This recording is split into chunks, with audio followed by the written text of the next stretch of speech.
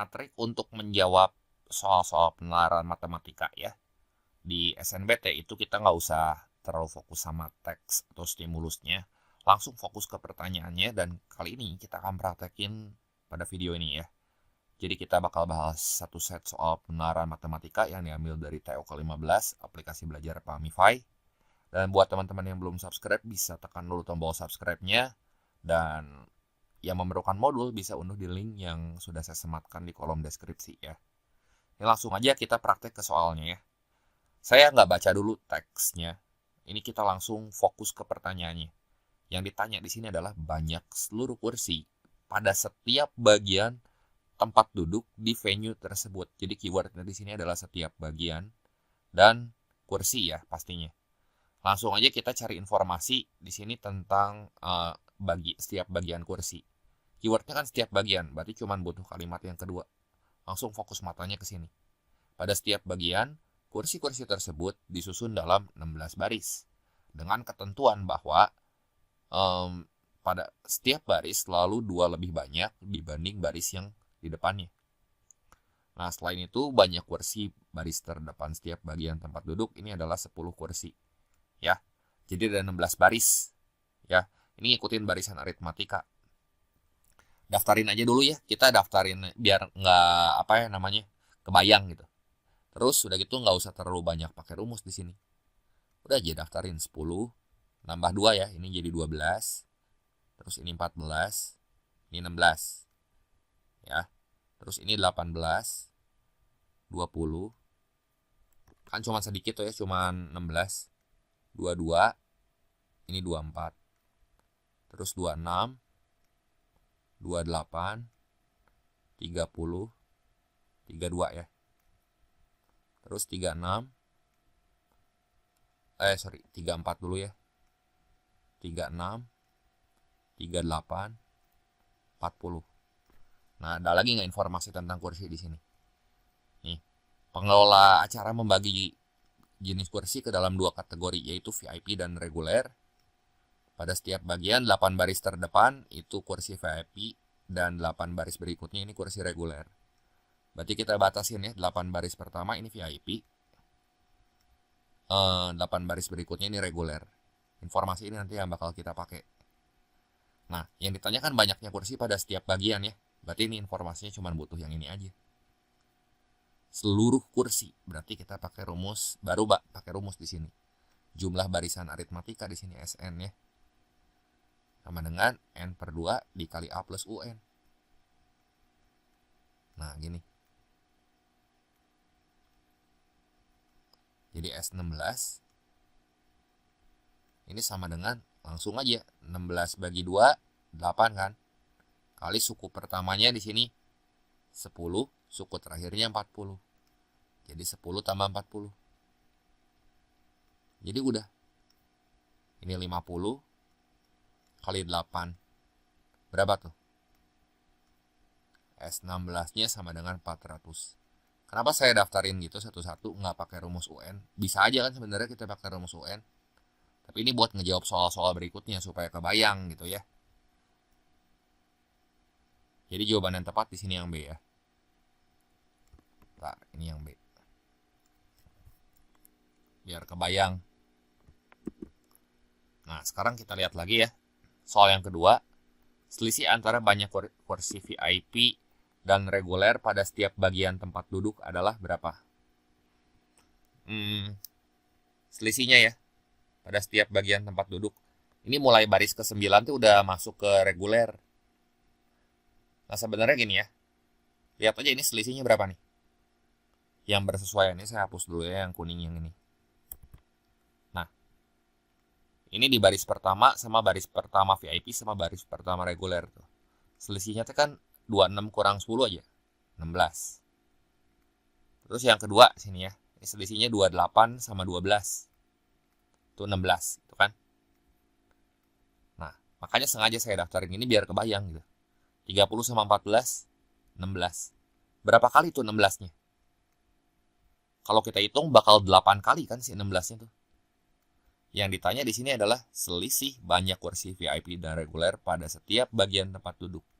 Cara gampangnya, Ya udah aja di sini tinggal 16 kali 8. Ya. Jadi jawabannya ya 128 gitu ya. Nah, ini apalagi buat ngejawab 4 teks. Jadi bakal tergambar gitu sih ilustrasinya. Nah, kalau kita pakai rumus kan kita nggak tahu gambarannya ini kayak gimana ya. Nah, ini saya copy lagi tadi ke bawah. Nah, ini buat ngejawab pertanyaan-pertanyaan berantai gini ya. Pertanyaan yang 1, 2, 3 benar. Ngerjainnya jadi lebih cepat. Nih coba, pada setiap bagian tempat duduk banyak kursi pada baris paling belakang adalah 40. Betul nggak? Ini baris paling belakang ya. 1 benar. Kedua, banyak setiap bagian tempat duduk pada setiap bagian tempat duduk banyak kursi pada baris terdepan untuk kategori kursi reguler adalah 16. Ya, baris paling depan pada kategori reguler itu berapa tuh? Lihat aja di sini. Udah kelihatan kan? Jawabannya. Ini teh 26. Jadi benar atau salah? Salah kan? Ya. Terus yang ketiga, kapasitas maksimum venue tersebut adalah 2000. Nah, buat ngitung kapasitas maksimum venue tadi kan kita udah ngitung nih. Si SN-nya ya, yang awal. Ini tuh 400 buat satu bagian. Nah, ini buat satu bagian. Ini tuh ada 4 bagian venue tuh. Saya warnain ya. Setiap satu gini tuh isinya 400. Nah, berarti 400 kali berapa nih? Saya pengen warnain dulu ah.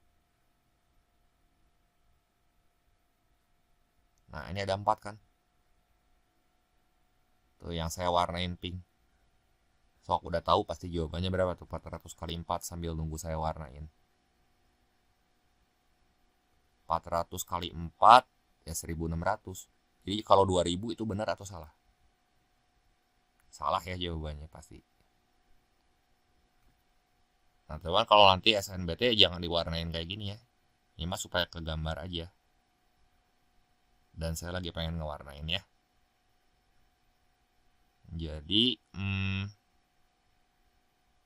jawabannya di sini salah ya. Harusnya 1600. Lanjut lagi ke soal berikutnya. Nah, soal yang keempat, katanya jika tiket untuk satu kursi VIP dan satu kursi reguler dijual dengan berturut-turut ya, ini harganya 100.000 sama 60.000. Pertanyaannya pendapatan maksimum yang dapat diperoleh berapa? Nah, makanya ini saya daftarin manual biar kebayang sini ya. Nah, lihat ini ada 4 venue kan? 4 bagian gitu, 4 bagian buat kursi penonton. Nah, ini satu bagiannya. Kita lihat ya. Yang VIP dulu aja kita hitung di sini. Jumlah kursi buat per bagiannya berapa? Soalnya bagian yang sini. Langsung aja deh ya. Ini saya hitung si jumlahnya totalnya ya. Mau tambahin manual juga ya silahkan aja. Jadi S8. Ini kan ada 8 suku tuh ya. 8 per 2 tuh 4 kali 10 tambah 24. Berarti 34 kali 4. 6 belakangnya ya. Jadi 136. Ini juga hitung lagi nih. Nah, ini S8-nya itu tuh sama dengan 4 dikali 26 tambah 40. Berarti 66 kali 4. 240 aja. Tambah 24. 264 ya. Ya udah itu berarti yang VIP dulu di sini kan ada 4 bagian tuh. Kali 136. Kali cepet tuh kali 100. Aduh itu buntutnya 6 semua lagi. Ditambah 4 dikali 264 kali 60.000 gitu ya. Ini berapa nih? Saya hitung dulu ini deh. 100 400 tambah 144 544 544 00 tambah sekarang 264 dikali 24. 264 dikali 24. Waduh. Ini tuh pasti lebih dari 100 ribuan nih. Buntutnya mah pasti 6. 63 360. Ah, udah sekitar 100 ribuan dan buntutnya 6, udah pasti ini nih jawabannya ya. Tuh pasti yang E. Cobain aja nanti hitungnya. Ini tuh jawabannya pasti 117 760. Ya. Dalam satuan juta gitu ya. Itu kan 117.760.000. Dalam satuan ribu kan ini ya. Jadi jawaban yang tepatnya yang E. Nah, sekarang teks yang kedua buat soal nomor 5 sampai 8. Langsung ke pertanyaannya ya di sini. Ini yang ditanya adalah kedalaman maksimum air pada kolam tersebut adalah berapa? Ya. Sekarang yang ditanya kedalamannya ya. Si volumenya gimana nih kira-kira? Udah dikasih tahu ya, sebuah kolam renang ini memiliki berbentuk balok ya, ukuran alasnya 12 kali 6, punya volume 216 meter kubik. Ya udah aja langsung kalimat yang ini buat ngejawab soal nomor 5. Volume balok itu kan panjang kali lebar kali tinggi. Berarti 216 sama dengan 12 kali 6 kali T. 2 kali 6 itu kan buntutnya 2 ya. 2 kali berapa yang buntutnya? 6. Berarti pasti T-nya tuh 3 gitu ya. Jadi buat soal nomor 5 ini jawabannya yang C ya. Lanjut lagi ke soal berikutnya. Nah, ini yang ditanya adalah volume air pada saat kolam dibuka untuk umum. Itu berapa? Nih, saat dibuka untuk umum berarti informasinya ini kan. Kolam air diisi air hingga permukaan airnya pada kolam berjarak 0,2. Jarak 0,2 ya di sini deh. Ya batasnya. Nah, ini saya pengen warnain dulu aja ya. Nah, ini.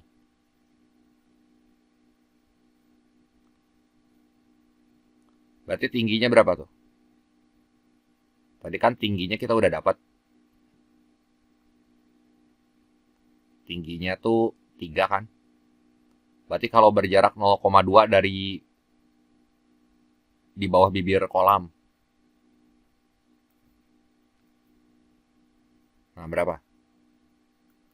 Bentar ya, saya hapus dulu. Si tinggi ini 0,8 kan? 0,8. Sorry. 2,8. Karena dia bilang berjarak 0,2 meter di bawah bibir kolam. Ya volumenya aja nanti kita tinggal cari. Ya. Jadi volume itu sama dengan P kali L kali T. Jadi volumenya kan 12 kali 6 itu 72 kali 2,8. Nah, cari yang buntutnya 6 nih. Dekat-dekat sama 216 tapi yang buntutnya 6 yang mana kira-kira? Udah pasti di bawah 216 kan, yang buntutnya 6 tuh cuman opsi yang C aja tuh.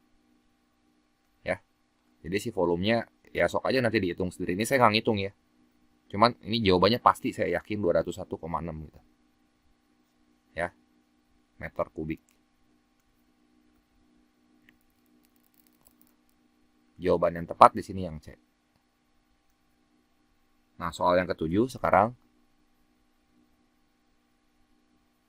Nah, pertanyaannya di sini adalah waktu yang dibutuhkan untuk mengisi kolam hingga siap dibuka untuk umum. Berarti hubungannya langsung connect. Oh iya, ini hubungannya sama debit. Berarti debit itu kan rumusnya Q sama dengan V per T. Kalau waktu berarti variabel yang ditanyanya itu kan T. Berarti T-nya sama dengan V dibagi Q aja. Ya.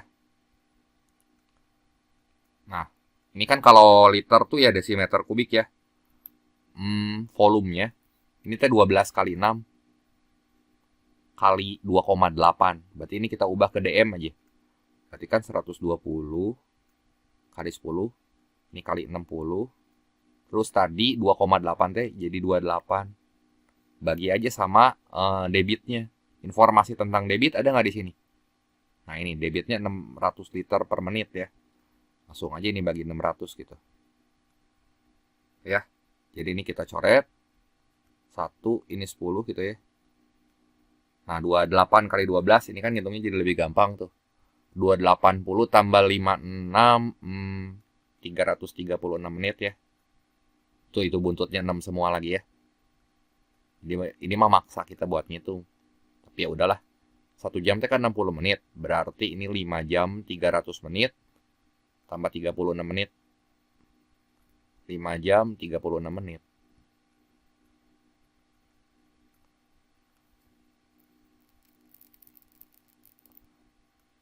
Berarti jawaban yang tepat di sini yang D ya. Terus soal berikutnya. Nah, di sini untuk mempersingkat waktu, pihak pengelola menambahkan satu pompa lain dengan debit 300 liter per menit untuk mengisi kolam, dan jika kolam diisi pada pukul 7 menggunakan dua pompa tersebut secara bersamaan, nah kolam dapat dibuka untuk umum pada pukul berapa? Jadi sama kayak tadi sih, nyari waktu ya. Jadi di sini kan tadi kan T itu sama dengan Q bagi V ya. V bagi Q, sorry. Nah, ini V-nya kan tadi 120 kali 60 kali 28 ya, diubah ke desimeter semua. Dibagi, nah sekarang ditambahin tuh si kerannya atau si pompanya ya. Berarti dibagi awalnya dia punya debit 600 liter per menit tambah 300. Langsung aja lah ya. Ini jadi 900. Ini coret, coret, coret, coret gitu ya. Ini bagi 3 tuh 3. Yang ini 2. Nah, ini coret, ini 4. Nah, jadi 28 dikali 8. Ntar 160 tambah 64, 224 menit nih. Berarti ini berapa tuh si T-nya?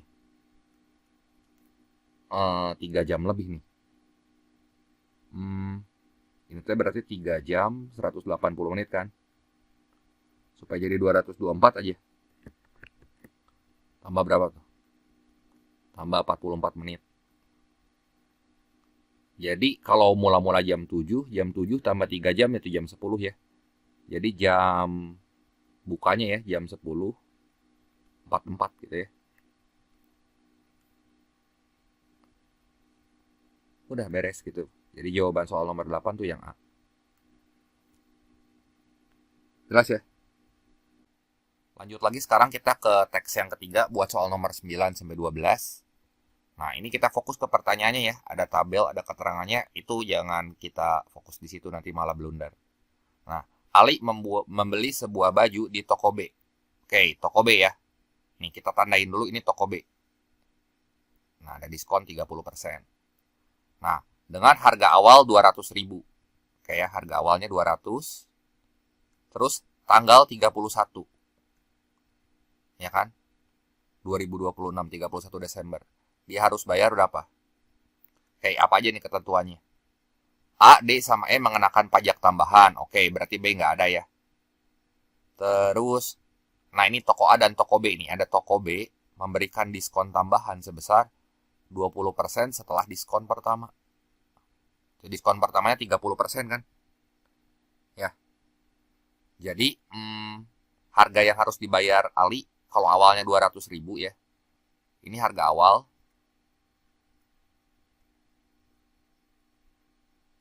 Itu 200.000. Terus diskon 30%. Berarti dia setelah diskon 1 ya, cuman bayar 0,7-nya dong. 70%-nya ya.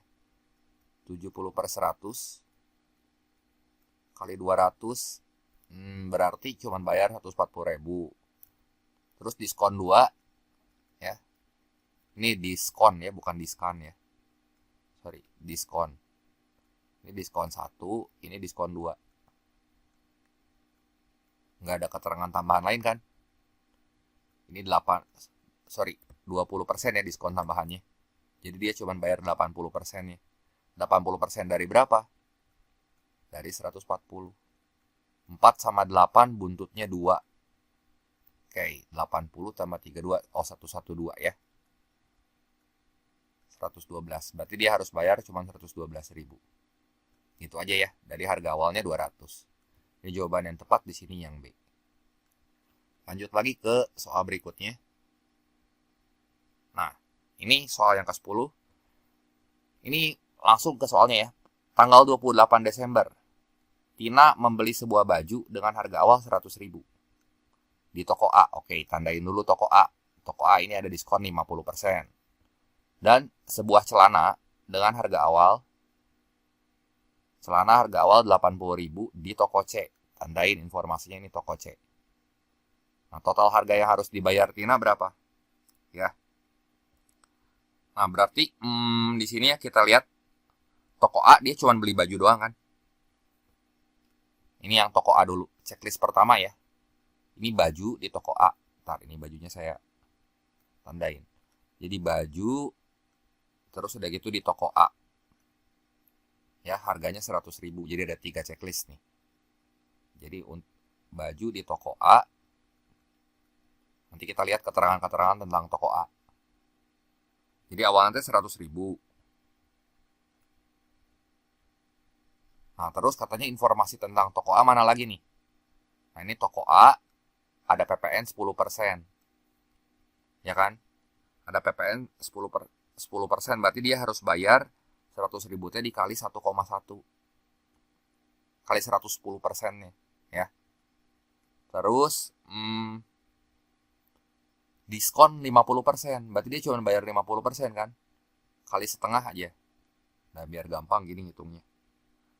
Jadi harga bajunya langsung aja di sini coret 50 kali 1,1, ya ini 55. Beres nih. Informasi kedua, toko B, dia beli celana. Ya kan? Ini masih tanggal 28 Desember, belum masuk sehari sebelum tahun baru kan, jadi udah beres informasinya ya. Tentang toko A, checklist-checklistnya beres. Toko B, sekarang ini tuh celana. Checklist celana. Harganya 80.000. Ya. Sorry, ini yang harus saya tandain ini toko C ya, toko C bener. Bukan toko B, kata toko C itu. Toko C. Itu teh harganya 80.000. Terus ketentuannya apa sih toko C? Diskon 40%. Ada keterangan lain nggak? Nggak ada kan? Langsung aja berarti dia bayarnya 60%-nya. Kali 0,6. Di sini 48 kan? Ya. Udah berarti totalnya kan tinggal dijumlahin tuh. 55 tambah 48. Buntutnya T3 berarti total 93.000. Ya. Jadi jawaban yang tepat di sini yang kok 93? Sorry, 103 ya. 103. Yang mana tuh? Yang C ya. Nah, sekarang soal nomor 11. Nah, apalagi soal yang diminta buat ngecek satu-satu ya. Langsung aja baca pernyataannya ya. Ali membeli sebuah baju di toko B. Oke, toko B. Harga awal 150.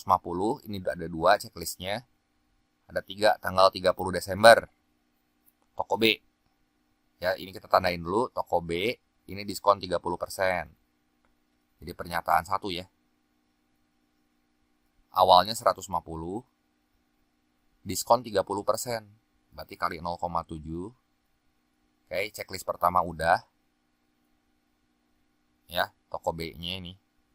Terus tanggal 30 Desember. 30 Desember itu 2 hari sebelum tahun baru ya. Berarti dia ini kan informasi tentang toko B itu di sini. Diskon tambahan sebesar 20% setelah diskon pertama. Tapi ini sehari sebelum tahun baru. Ya udah aja 150 kali 0,7. Ya ini 105. Benar nggak? Oke, ini benar ya.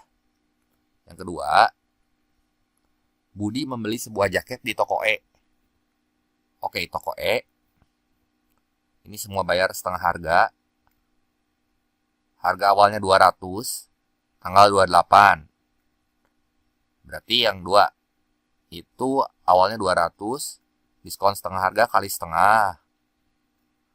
Terus kena PPN 10% nih.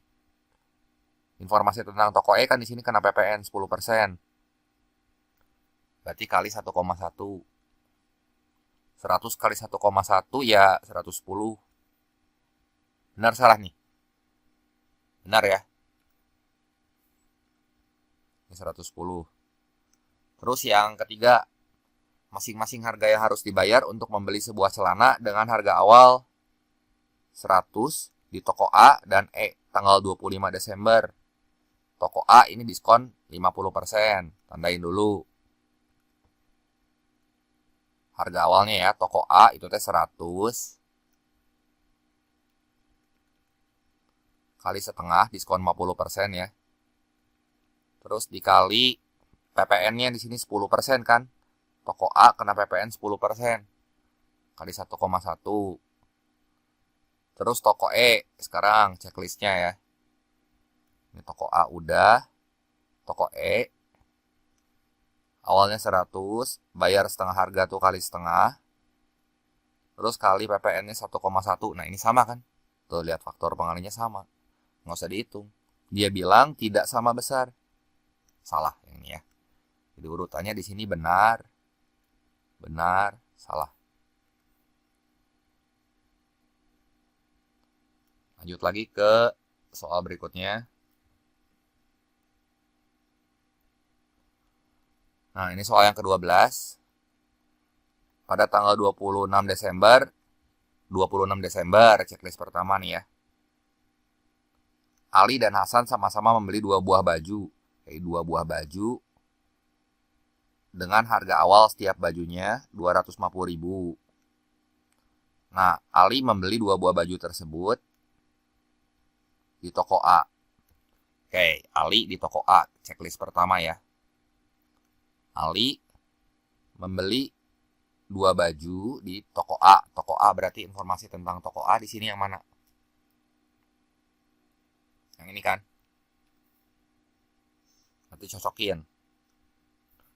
Toko A berarti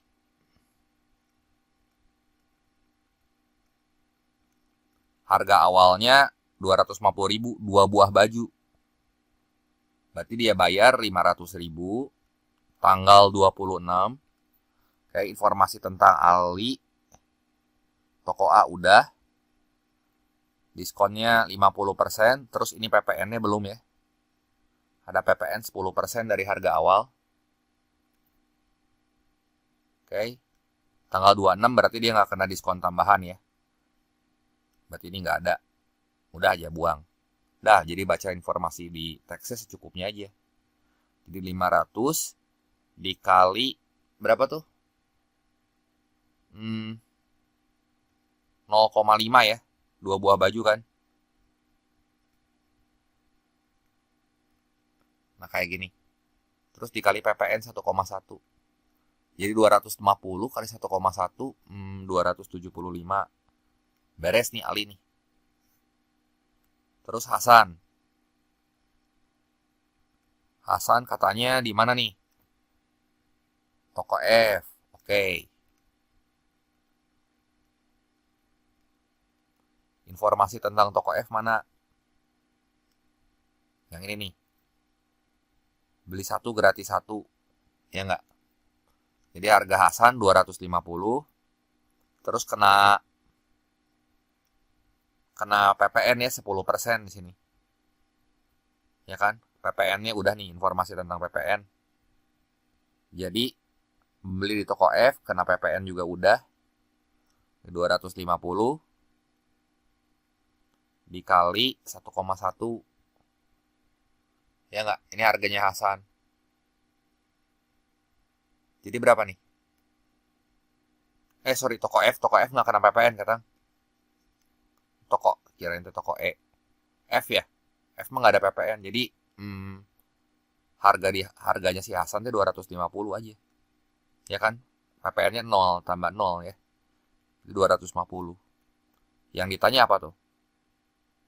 Selisih harga akhir yang dibayar mereka berdua. Ya udah, selisihnya mah kurangin aja. Selisihnya sama dengan 275 dikurang 250. Ya, selisihnya 25.000 ya.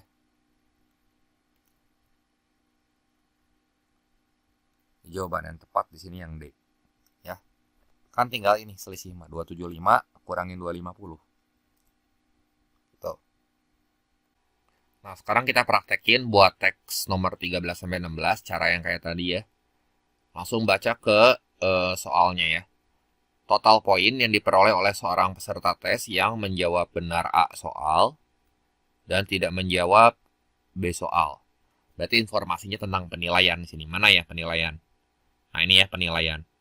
Nah, katanya benar mendapat 4 poin. Udah aja, matanya langsung ke arah sini yang saya kuningin. Salah dikurangi 1 poin. Tidak menjawab dapat 0 poin. Oke. Terus soalnya ada berapa nih? Terdiri atas 100 soal. Udah informasi yang untuk menjawab pertanyaan nomor 13 cukup tuh yang saya kuning-kuningin. Jadi skornya di sini itu kan sama dengan yang benar tambah kosong tambah salah. Nah, yang benar tuh katanya dikasih 4. Jadi 4 kali jumlah benar, benarnya A, kosongnya B. Berarti yang salah teh min 1 kan.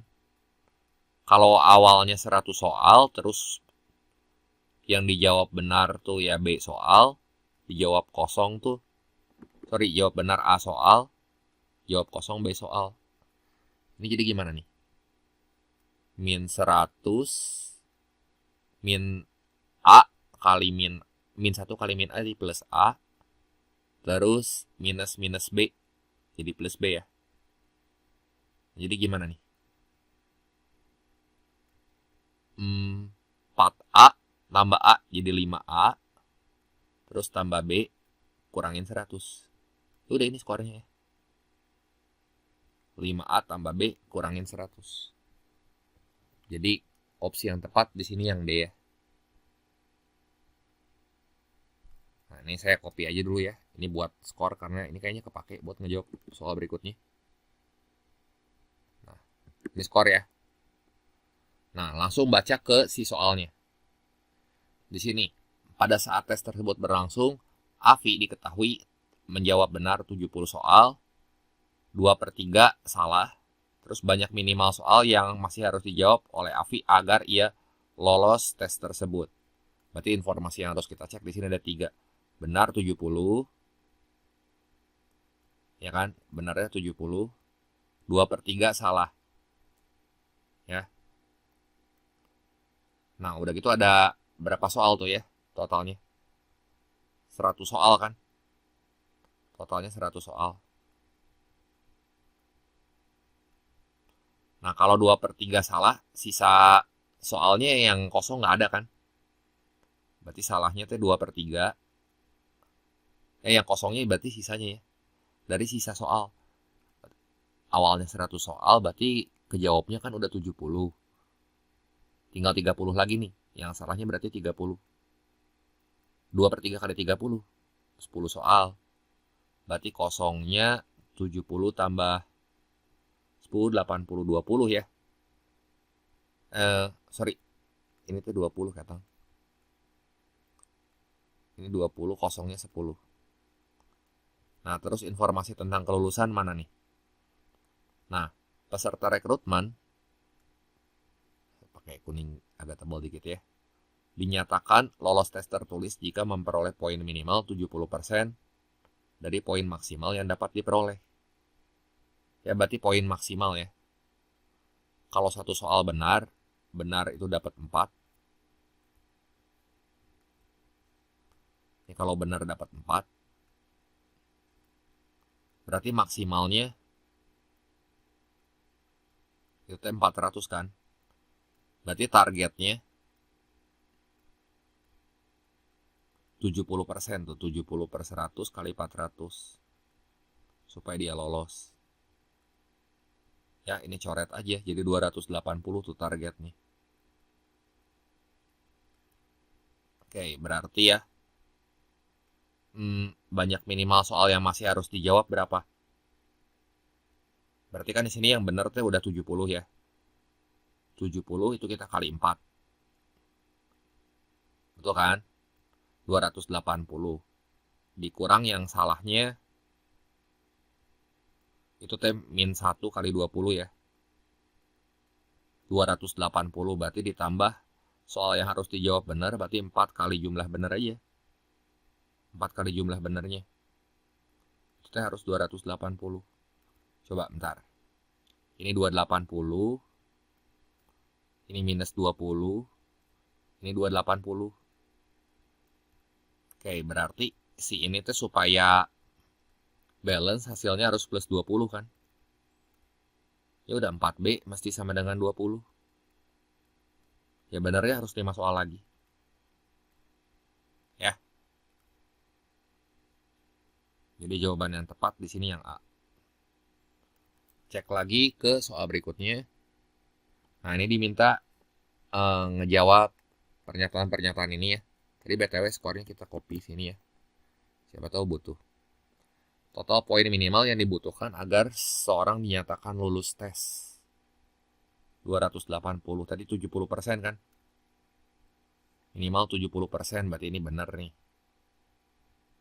Terus jika Bani berhasil menjawab 75 soal dan mengosongkan sisanya, ia tidak lolos tes tulis. Benar 75, mengosongkan sisanya. Jadi pernyataan kedua gimana? Kalau 75 kali jumlah benar aja, 75 dikali 4, ini kan masih lebih dari 300, dari 280 ya, si skor minimalnya. Jadi dia lolos harusnya. Yang dia bilang tidak lolos. Salah ya. Jika Cici berhasil menjawab seluruh soal, tapi 27 diantaranya dijawab salah. Berarti ya udah 5 kali jumlah benarnya aja di sini. Sorry. 27 soal ya. Berarti kejawab benar teh 73. 73 kali 4 aja gitu ya skornya. Oke. Sisanya dijawab salah. Berarti kurangi 27. Nah, berapa nih? 292 kurang 27, 265 ya. Nah, ini masih kurang dari 280. Berarti ini tidak lulus. Kalau dinyatakan dinyatakan lolos, benar atau salah? Salah ya, kan dinyatakan lolos, harusnya tidak lolos. Jadi opsinya buat soal nomor 15, benar, salah ya. Lanjut lagi ke soal berikutnya.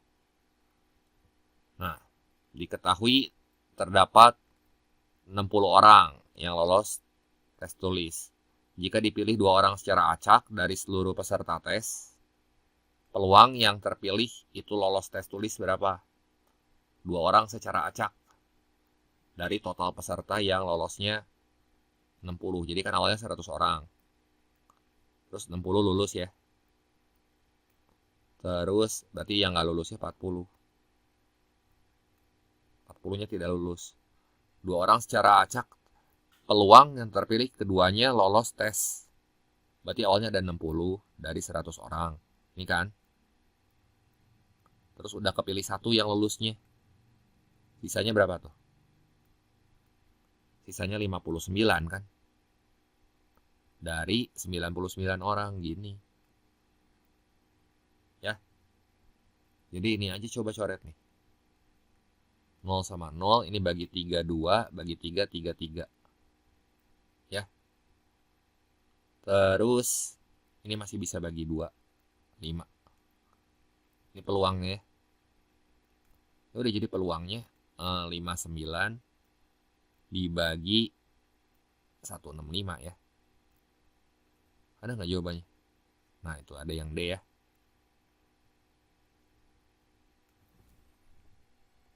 Oke, sekarang kita lihat soal nomor 17. Ini yang ditanya langsung aja ya ke pertanyaannya. 1 jus jeruk. Oh ya, ini mau nggak mau pasti tentang SPL ya. Maksa kita buat baca teksnya. Oke lah. Ini sebuah kantin sekolah jual minuman berupa jus, teh tarik, susu coklat. Ada 3 item ya.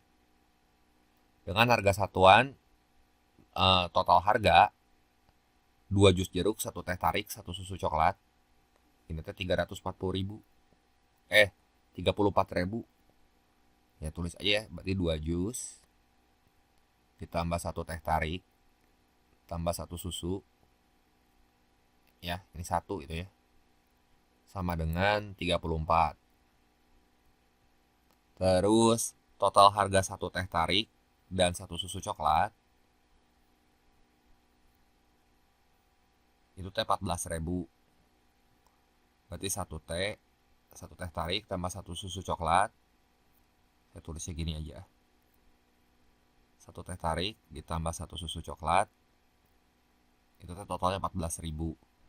Terus diketahui bahwa tanpa pengembalian uang, Andi membayar 32.000 untuk pembelian satu jus jeruk, 2 teh tarik, 1 susu coklat. Berarti di sini ada lagi persamaannya nih. Ini Andi ya. Andi 1 jus jeruk berarti 1 J. Ya, ini saya pinggirin dulu aja. 1 jus jeruk ditambah 2 teh tarik ya, tambah 2 teh tambah 1 susu coklat. Itu 32.000 kan. Sedangkan Budi membayar 82.000 untuk 3 jus jeruk, 5 teh tarik, 2 susu coklat. Jadi Budi bayar 82.000 buat 3 jus jeruk, 5 teh tarik, 1 susu coklat. Itu teh 82.000. Nah, ini bisa dieliminasi satu-satu sih sebenarnya, langsung dapat jus jeruk, teh tarik sama susu coklat. Tapi kayaknya mah nggak usah dieliminasi satu-satu ya. Yang ditanya kan harga satu jus jeruk. Lihat gerak ini persamaan ini ya. Ini kan sama tuh, ini 14.000. Jadi bisa langsung kita cari tuh harga jus jeruknya ya. Ini mirip PK ya. Jadi 2J tambah 1 T tambah 1 S-nya, teh tarik sama susu coklatnya langsung aja ganti sama 14 di sini. Tambah 14, ini sama dengan 34. Jadi 2 jus jeruk itu teh sama dengan 20 kan. 1 jus jeruk harganya 10.000. Udah. Ini dalam satuan ribu ya. Di jawaban yang tepat di sini yang E. Nah, ini saya copy lagi ke buat jawab soal berikutnya ya. Selisih harga 1 jus jeruk dan 1 susu coklat. Berarti tadi 1 jus jeruk ya. Jus jeruk tadi kan udah kita hitung ya. Harganya berapa tuh? Cobaan kan 10.000. Nah, berarti ya ini mah mau dieliminasi. Eliminasi aja di sini pakai yang gampang kira-kira. Jus jeruk dan 1 susu coklat. Berarti cari susu coklatnya dari persamaan yang mana yang gampang ya? Ini aja ya. Yang ini nih, yang kedua. Jadi kan kita punya persamaan gimana nih? 10 tambah 2T tambah S sama dengan 32. Nah, jadi di sini kita punya persamaan 2 teh tarik tambah susu coklat sama dengan 22. Terus ini nih. Ini bisa dijumlahin kan ya?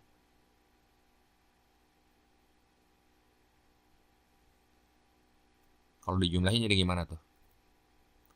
Jadi 2 jeruk tambah 2 teh tarik tambah 2 susu coklat itu teh 48.000. Jeruknya teh kan 10, jadi 20.000 tambah 2 teh tarik tambah 2 susu coklat ini sama dengan 48. Bagi 2 aja semua.